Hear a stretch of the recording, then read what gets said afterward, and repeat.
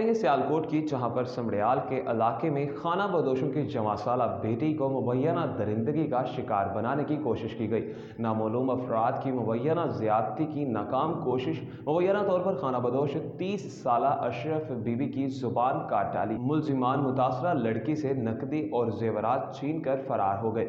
افسوسناک واقعے پر آئی جی پنجاب نے نوٹس لے لیا اور سی پی او سے رپورٹ درج کر لی۔ وقوع ماڈل ٹاؤن تھانہ کے علاقے ڈسکا روڈ کے نزدیک پیش آیا۔ نامعلوم ملزمان کے خلاف مقدمہ درج کر لیا گیا۔ اس حوالے سے ڈی پی او کا کہنا تھا کہ پولیس نے نامعلوم ملزمان کی شناخت کر لی ہے، گرفتاری کے لیے چھاپے مارے جا رہے ہیں۔